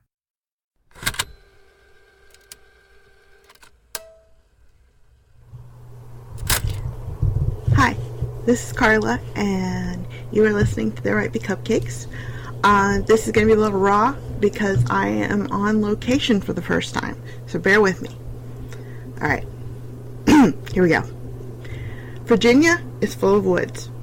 Don't believe the Blair Witch Project. It is possible to get lost in America these days, at least in Virginia. In these isolated woods between the Virginian towns of Clifton and Fairfax Station, this was used to great advantage, and an asylum for the insane had been quietly housed there for some time. For the insane, and yes, perhaps also for just the dangerous and the unwanted as well. Sometime in the mid-20th century, this asylum for the insane was shut down. Some say for overcrowding, some say mismanagement, some say abuse of the patients. So the powers that be loaded up the patients into buses bound for nearby Lorton Prison, the only facility in that area of Virginia possibly equipped to handle their and the community's needs. During this macabre commute, one of the poorly maintained state buses threw a rod, perhaps. No one's quite certain what happened, or will admit what happened, but one of the buses crashed. Maybe the other bus drivers and guards didn't see, or maybe they did see and were afraid to stop. Many of the patients on the wrecked bus tried to take advantage of the situation and escape in the chaos, but all were caught, except two, Douglas Griffin and Marcus Walster. For months, authorities secretly searched these forests that I'm in for these dangerous, disturbed men, but the only sign of human habitation in these isolated woods were several cleanly skinned and gutted bunnies strung up in the trees and from the old disused railway underpass known then as the Fairfax Station Bridge. The authorities, you see, did not notify the public of the fugitives or of this grisly evidence of their presence for fear of inciting panic. They didn't even tell the public when Marcus Walster was found, dressed and gutted like one of those bunnies, hanging from this very bridge. They figured the location was remote, so they had the situation under control. But unbeknownst to cops, local teens used this Fairfax Station's bridge as a private hangout. That Halloween night, teens who had no idea about any of this gathered at the bridge to drink and to make out. And the next morning, horrified local parents and shamefaced authorities found those teens hanging from this very bridge, cleaned and gutted just like those bunnies and just like Marcus. No sign of Douglas Griffin has ever been found. But the story of the Bunnyman Bridge does not end there. Not only do local teenagers warn that if you spend the night at the bridge, you will hear screams, they warn that no one spending the night at Halloween at the bridge ever returns to tell the tale.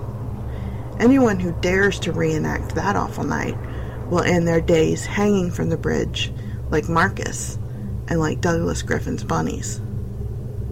But believe it or not, the story of the Bunnyman Bridge gets worse. Twice in October 1970, the esteemed Washington Post reported attacks and threats on locals near the area of the Bunnyman Bridge by a man wearing a bunny suit and brandishing a hatchet or an axe. On October 18th, 1970, Robert Bennett and his fiancée were sitting in their car near the general area of the bridge when a man wearing a bunny suit screamed at them about trespassing in his area. Then he threw a hatchet through the windshield of their car. 45 years later, they were still so shaken they didn't like to discuss the incident. But when approached by the Washington Post, the woman's aunt verified that she vividly remembered the awful experience of combing glass particles out of the woman's hair. On October 29th, 1970, Paul Phillips saw a man in a bunny suit standing on the porch of an unoccupied house near the Bunnyman Bridge. When this man saw Phillips watching him, he began chopping at one of the porch joists with an axe and shouting about other people trespassing on his land. Douglas Griffin or not, some man has taken on the legend as his own and believes himself to be the Bunnyman. Apparently, all it takes to tempt him out of hiding is being near the bridge on an October night. I was able to get the GPS coordinates and directions to the bridge from Atlas Obscura, and I'm going to stay out here, announcing my presence by listening to podcasts without headphones. I have some realistic rabbit game strung up in the trees near the bridge, a couple dangling from the bridge. If it's the same man, if, say, he was in his 20s in 1970, he'd be my dad's age. That's perfectly reasonable. If it's not him, then it might be an inheritor to the myth, much like I think the 1970 Bunnyman probably self-inherited the legend of Douglas Griffin. Once I draw him out, I'll capture him on film, and I'll share what happens next on my next episode. I'm going to stop recording this intro now, and I'm going to upload it to Tyler of the Minds of Madness podcast, who's agreed to publish it for me while I'm out in the woods. Thank you, Tyler. This is Carla for That Right Big Cupcakes, and I will see you guys next week with hopefully the coolest legend tripping report ever. Happy early Halloween.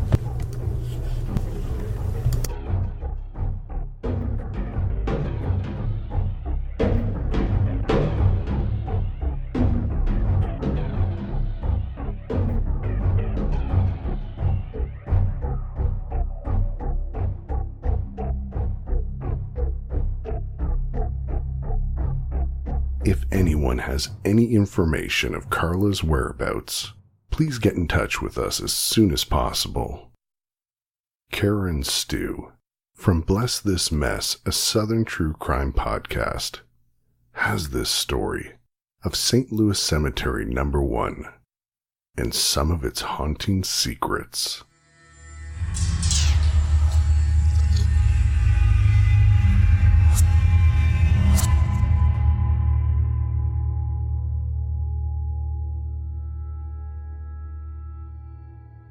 Now, the St. Louis Cemetery No. 1 in New Orleans is the oldest and most famous. It was opened in 1789, replacing the city's older St. Peter's Cemetery, which is no longer in existence as the main burial ground when the city was redesigned after a fire in 1788. Now, among the rumored dead in the St. Louis Cemetery No. 1, we're just going to call it St. Louis Cemetery because adding No. 1 seems exhaustive at this point. It does. Are the voodoo priestess Marie Laveau, the notorious Delphine LaLaurie, and the devil baby of Bourbon Street. And these are going to be our three main focuses in this story.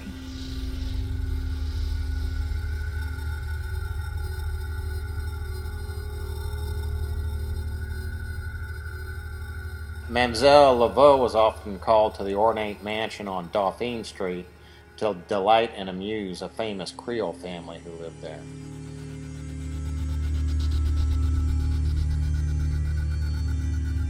The Voodoo Queen had been referred to the ladies by a woman of the highest social standing in the city, which is none other than Madame Delphine LaLaurie. Now, this Creole family was very well off, and they lived on, the good side of town and everything. And they had a beautiful daughter by the name of Camille. And according to legend, when Camille came of age, she had many suitors. But to her great disappointment, all of them were Creole. And, she was looking for a, young, wealthy American. All her life, Camille had been envious of the Americans with their wealth, their fabulous homes, and their business dealing, which ended in profit that they flaunted everywhere. In her few visits to the American quarter, Camille befriended the daughter of an American family, Josephine Brody, who often invited her to her home for tea and other activities. At one of these outings and activities things, Camille met the man that would end up changing her life and would gain a place in the haunted New Orleans history that we know today. Now, the Brody's house guest was a Scotsman, and he went by the name of Mackenzie Bowes. Through his history, he obtained considerable fortune, and how he obtained that fortune is very obscure.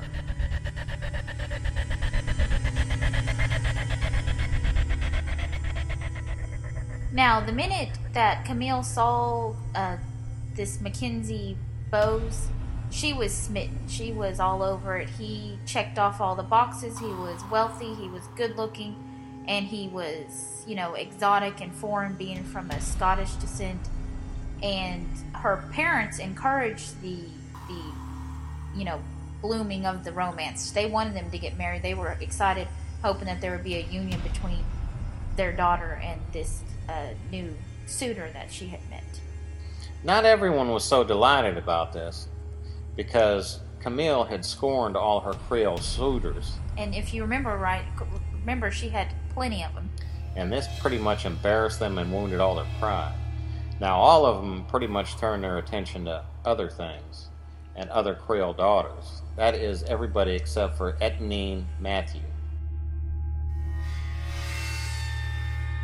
Now, crazy jealous Matthew went over to see Marie Laveau and see if he could get her to cast a voodoo spell or whatever on Camille to get her back. That's what he originally wanted, was to get her back. And she said, I can't do this, that's not going to happen. And he got real mad and slammed his fist on the table and said, then I want her dead.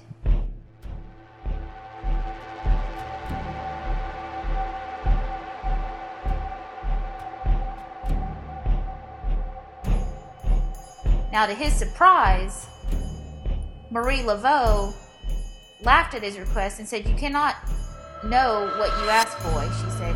You will pay dearly for me to take her life. Are you ready for this?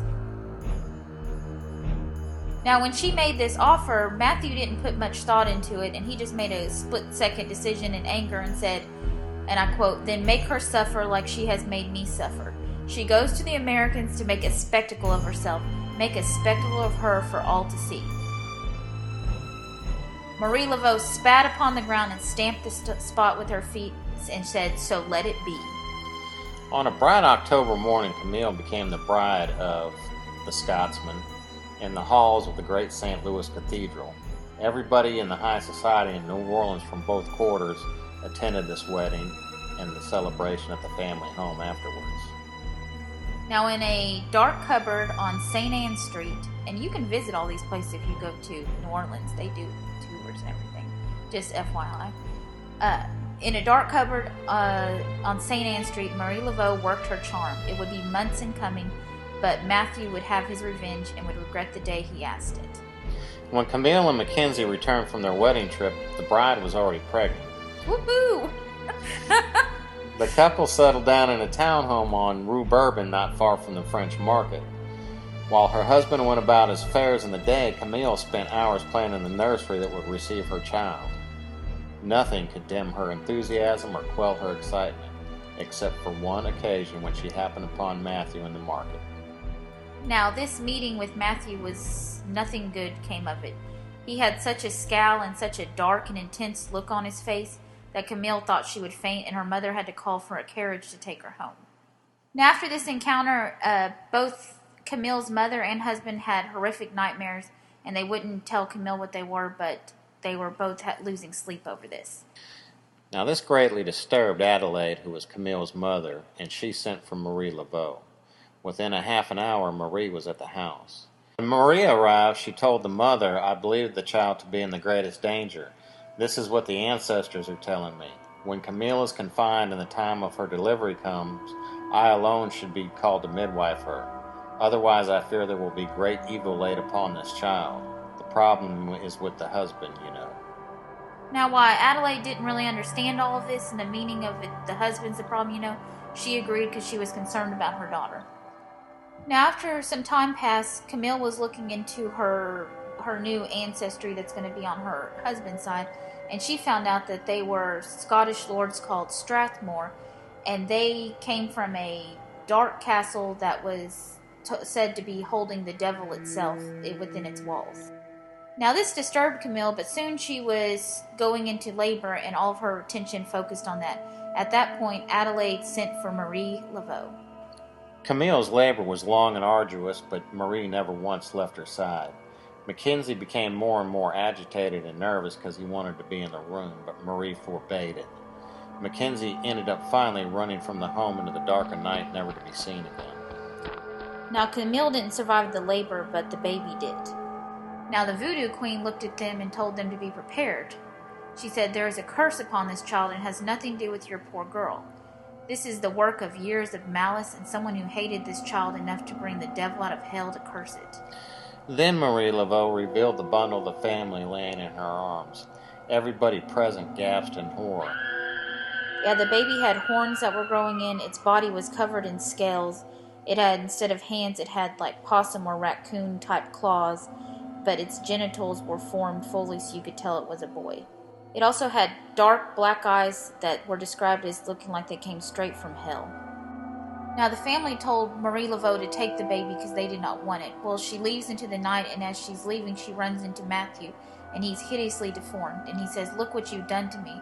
And she said, "No, you did this to yourself. Your hatred for wanting Camille to die has caused this to happen to you." And Matthew went off into obscurity and was never seen again. On her way home, Marie thought that she would go by Madame Delphine Lalaury's house. It is said that Marie Laveau and Madame Lalaury shared care of the unwanted child between them. Sometimes the child would be kept with Marie at her home on St. Anne. At other times, Madame Lalaury would play host to it. When Delphine Lalaury was chased from New Orleans after a fire in her home led to the discovery of horribly mutilated, tortured, and dead slaves, the care of the devil baby fell to Marie, a duty she is said to have shared with her eldest children. Now, for a few years, the fact that such a monstrous being was kept in the heart of the French Quarter was a subject of continuous gossip. The pitiful and chilling wails were not of this earth, and whenever the rain would fall, it seemed the baby would moan and howl incessantly to great disturbances of the French Quarter residents. One rainy day, however, there were no howls, and shortly afterward the Laveau family was seen, all dressed in black, gathered in St. Louis Cemetery No. 1, where they were laying someone or something to rest. Could it have been the devil baby? Most people assume this to be the case, but if Marie Laveau buried the devil baby back in the 1800s, then what's howling and terrorizing tourists and locals alike all along Bourbon Street to this day? Thank you for listening, and if you were in New Orleans, you can visit St. Louis Cemetery No. 1 and see if you run across Marie Laveau, Madame Delphine, and the Howling Devil Baby of Bourbon Street.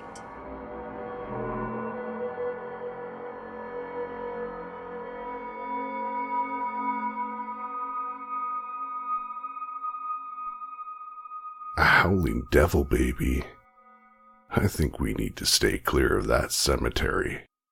And now Chris, the host of the Mad Scientist podcast, has this terrifying tale for you.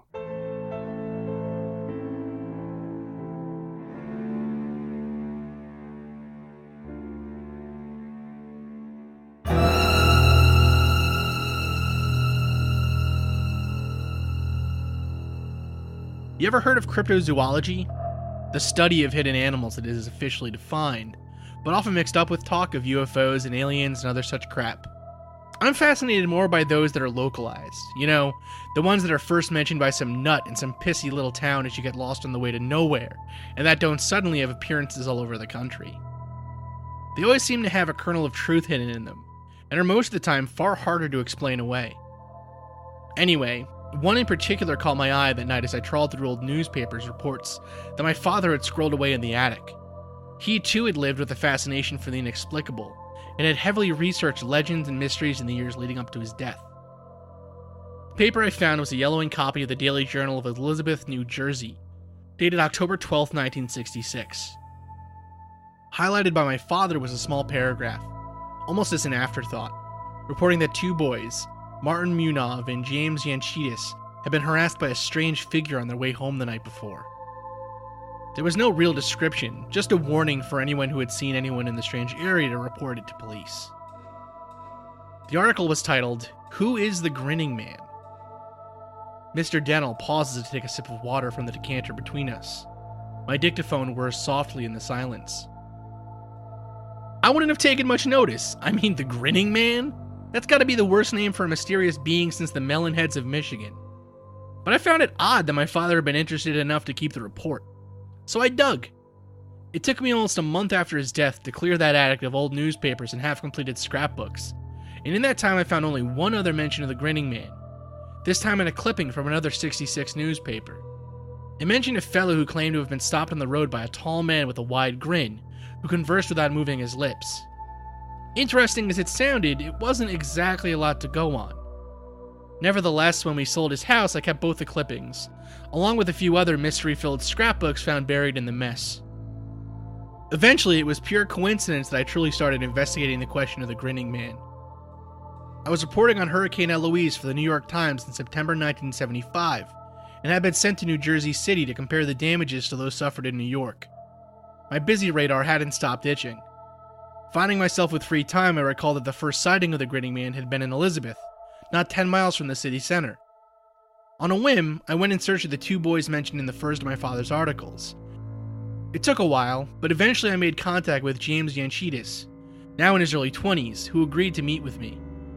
The story he told me was far more informative than the article had suggested, and far more chilling.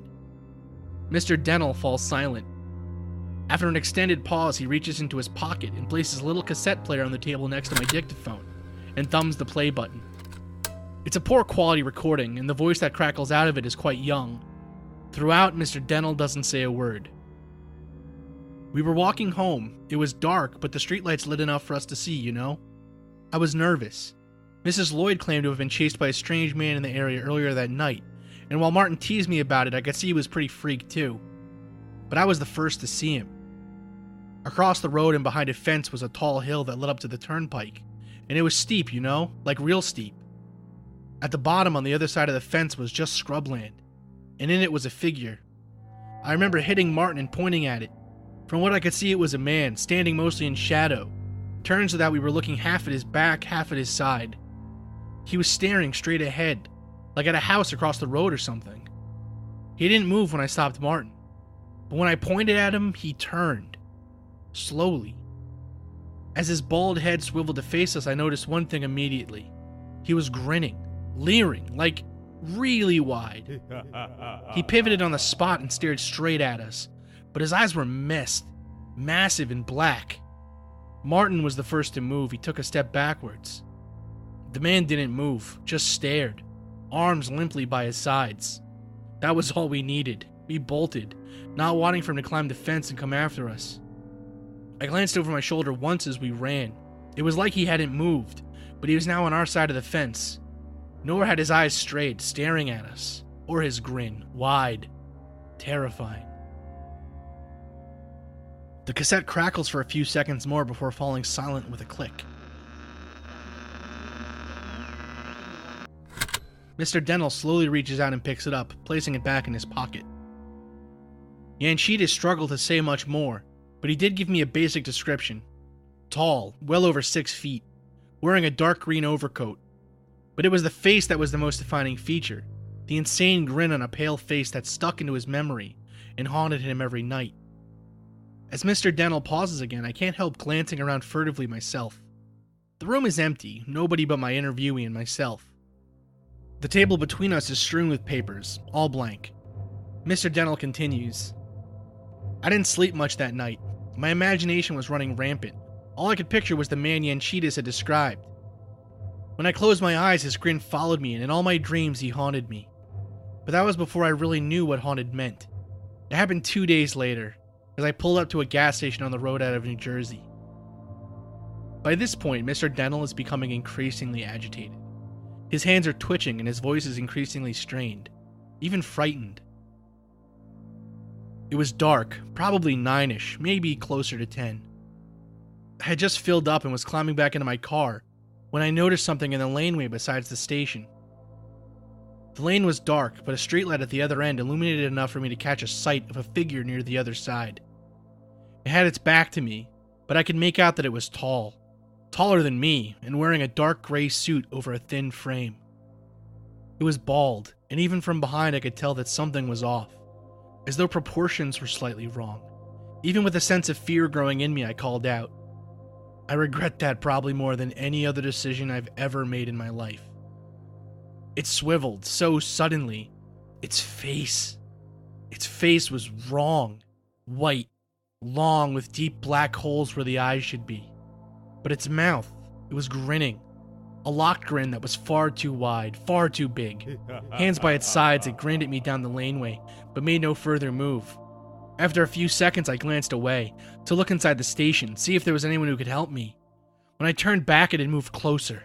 I hadn't seen it walk. In the second or so I had glanced away, it had advanced at least 10 feet. It now stood halfway down the lane in the darkness. Still staring, still grinning.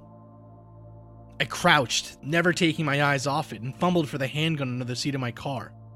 I couldn't find it, and in my fear I glanced away again. When I stood, pistol in hand, it was closer still. It stood, grinning, not 20 feet from me at the entrance of the laneway, face in total darkness but for the eyes boring into mine, the grin fixed and horrifying.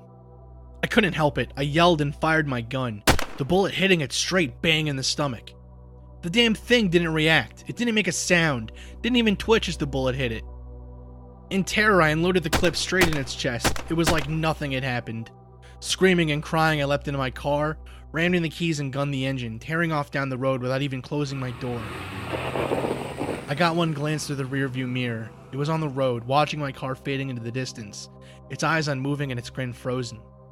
I didn't stop the car again until the sun rose. Mr. Dental's glass hits the floor. He's frozen, breathing deeply, shuddering occasionally. I suggest that we take a break, continue our interview tomorrow, but he waves the question away. He doesn't seem to notice the glass shattered at his feet. Over the coming days and weeks, sleep became a fantasy beyond my grasp. Every time I closed my eyes, it was there. I began to see it everywhere I went. Never clearly, never for more than a moment, but it was there. I wasn't eating. I couldn't concentrate on my work. So sure was I that if I let my guard down for a second, it'd be there. The fear that it was following me became too much. I became obsessed, simultaneously frantic to find and terrified to encounter it. Carol could only watch helplessly as my terror consumed me. This continued for far too long until eventually I found it again. A soft clicking can be heard as Mr. Dental shifts in his seat. 3 years had passed since my encounter with the grinning man. I had long since lost my job. I would rarely leave my study, working feverishly into the night to uncover further clues on the specter that haunted me. A tapping at my window snapped me from my work. 3 slow beats, too rhythmic to be natural. Mr. Dental beats the table with his knuckles for emphasis. I would have no doubt ignored it if it weren't for one factor. I was on the 2nd floor, with no trees near this side of the house. The blinds were down. I couldn't see out. My heart began hammering as I edged towards the windowsill, pen still in hand, reaching slowly for the string to raise the blinds. With a deep breath, I grabbed the string and heaved the blinds open. Nothing. No bald face, no staring eyes, no fixed grin. Nothing. I fell back into my chair. What I expected, really. I seem to recall I laughed, until there came a piercing scream from downstairs. Adrenaline fired in my veins as I leapt to my feet as the scream came again. Carol. Without hesitation, I wrenched the door wide and charged downstairs, calling out, shouting her name, wielding my pen like a dagger. Through the living room, empty, down the hall, silent, into the kitchen, into a scene of a nightmare. The lights were on, bright, too bright, illuminating everything in perfect detail. She was lying on her stomach, but she was face up. Her head had been turned until it faced fully backwards. Her wide eyes staring straight at me and a grin on her face. A locked grin that was far too wide, far too big. She was dead. Yet her eyes pierced me. The grin taunted me. I screamed and fell to my knees, unable to move, to breathe, to think. I couldn't approach her. Didn't dare touch the corpse that had once been my wife. I turned and stumbled into the hall, crashing through the living room door where the television was still playing, filling the room with laughter. The sound consumed everything, laughter, constant, unchanging, driving me into a fit of blind panic. With a roar I leapt up, intent on smashing the infernal machine into a million pieces, but something stopped me. It was off. The television was black, dead, yet the laughter still echoed through the room, growing louder and more unnatural with every second. I lifted the box and slammed it into the floor again and again, shattering the glass, splintering the wood, and yet still the laughter did not stop. Hands bloodied, tears streaming down my face, I plunged back into the hallway, tearing up the staircase to my study for the phone, desperate to call someone, anyone, for help. The room was as I'd left it, desk messy, lights dim, blinds raised. Except that a face now stared through the glass. White, long, with gaping black eyes too far apart that locked into mine and didn't waver. It was grinning, a fixed grin that was far too wide, far too big. No human could make that expression.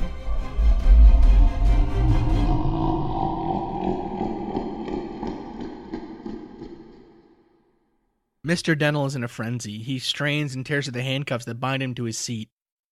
I grab my dictaphone and leap to my feet as he manages to upturn the table, sending papers flying across the white floor of his cell. It's a long while before he calms down enough to continue. I couldn't look away. It was there. He was there, as he'd always been, watching me. His face was seared into my eyes. I would never be free of his torment. Unless I stood up again, locked my gaze with the demon. The pen was still in my hand, and I plunged it into my eye. First one, then the other. Shaky dust, I see. Goes the light I'd like so. Agony raged as an inferno as I fell to the floor, succumbing to the blackness. Now I am free of ever seeing the creature again. Mr. Dental's head slumps in exhaustion and his sunglasses drop to the floor.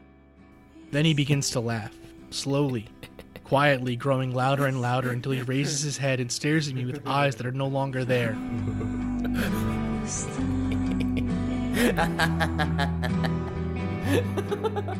I back away from the chair, from the man chained at the center of the room, turning for the door. As I slam my fist into it, I glance down at one of the blank pages that had just been thrown to the floor. Not blank, just upside down. The other side was now revealed, a charcoal sketch of a face. It was grinning, a demonic visage. No human could make that expression. As the door was open from the outside, I stumbled out, throwing one last look into the cell I had just left. Mr. Dennell was still laughing maniacally, the chains holding him to his chair, the floor littered with hundreds upon hundreds of blank pages, which were now revealed to be drawings, all of one thing. A face, with a locked grin that was far too wide, far too big. I shuddered and slammed the door closed.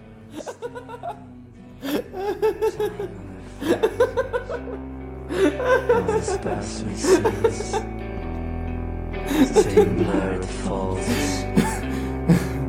of earth and sea. The time overflows on the naked life between blurred folds of earth and sky. That's all. Nothing more. That's all. Nothing more. That's all. Nothing more. That's all. Nothing more. That's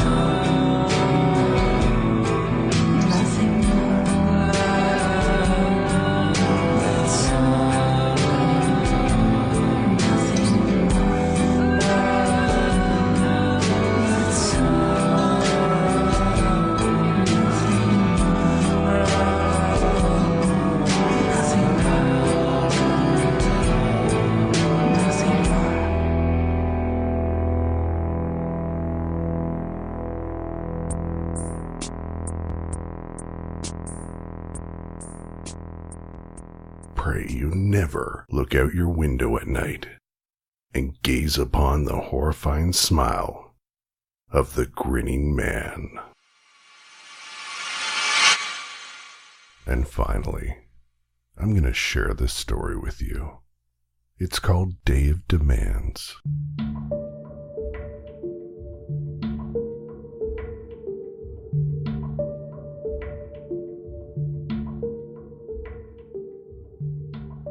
It all started long ago, and has since happened once a year. This horrible night.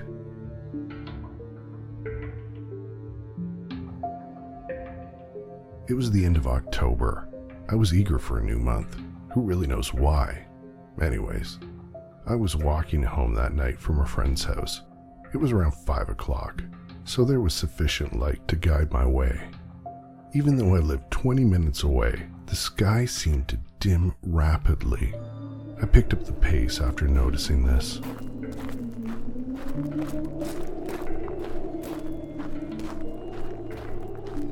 Cold wind blowing against my back, as if urging me along. After what seemed forever, I found myself in the safety of my home, unharmed. I jolted around my house for some reason, still a little paranoid from the walk home. Regardless, I had nothing to fear. So with a cup of coffee in my hand, I settled down in front of the television. The sky was consumed with a blanket of darkness. The trees soon became looming, shadowy figures in my yard. I tilted my head to the side so I could get a better view of the sky, perhaps to see some stars or the moon. However, there was none. It was as dark as an abyss. This did not worry me, at least not as much as what happened next.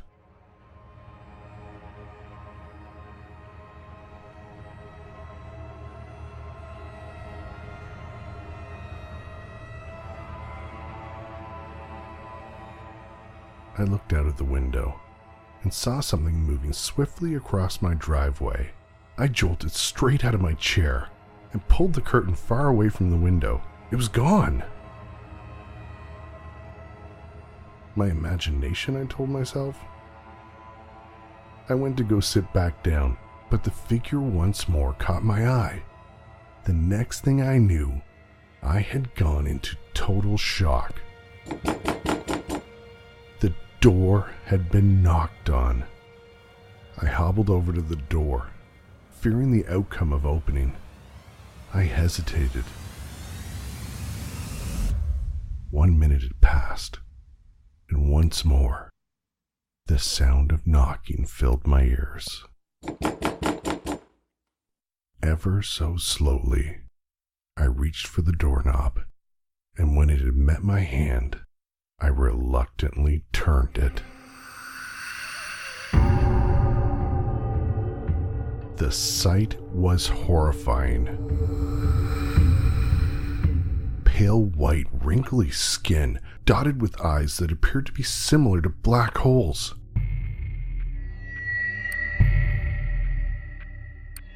A short yet ominous figure it was. The voices coming from it was high-pitched and nearly a screech. I was unable to hear the horrid figure due to its screech also taking on characteristics of a mumble. For a short while, I stood there in awe, not knowing what to do. Once more, the creature muttered something under its breath. Once more, I stared at it.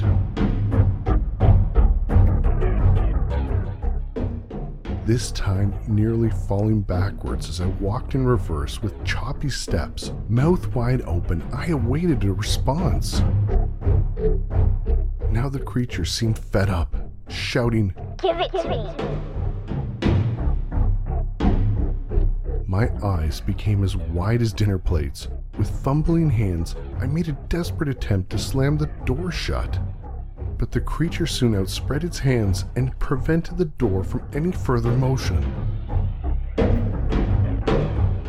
It screamed, "Give it to me right now!"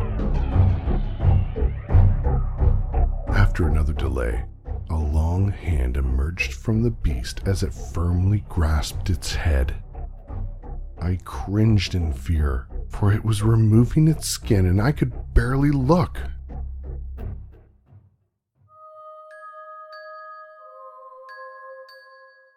Beneath was a small, round-eyed, pale-looking person-like character. I passed out. The next morning I woke up, and all of my candy, sweets, or any sort of treat had been removed from my possession.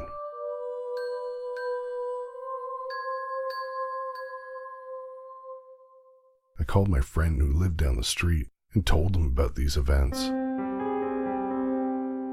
I told him how irregular and terrifying this first-hand account was. He seemed a little unsure of my story. He had said something might be wrong with me. I told him I would call this day the Day of Demands, due to the demanding ghost. And then my friend told me this occurs every year. However, I think he was a little scared, for he changed the subject and started talking about this weird thing called Halloween.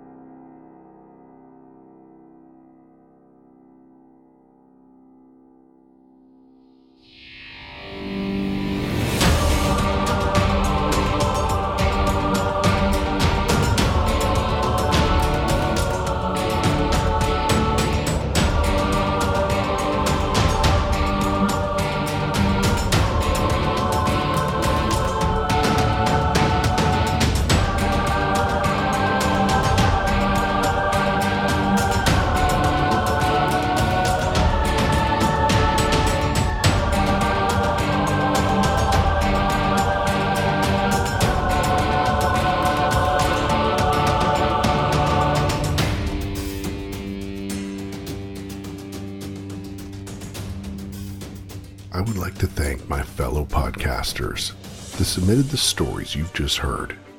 John Grills from Creepy, Robin Warder from The Trail Went Cold, Haley from the Murder Road Trip podcast, Chris from the Mad Scientist podcast, Kara and Stu from Bless This Mess, Lily from 36 Times, Carol from Cold Case Notes, Scott from the podcast Fairy Tales for Unwanted Children, Carla from There Might Be Cupcakes, Mandy from the Moms and Murder podcast, Cambo from True Crime Island, Dennis Sira from the Evil Podcast, and finally, a special thank you to Sammy from the Encrypted Podcast, who had the idea to get everyone together to produce this show. A huge thank you to Beck, the producer of The Minds of Madness, for working her magic by editing and assembling this show. And I'm Tyler from The Minds of Madness, wishing you a safe and happy Halloween.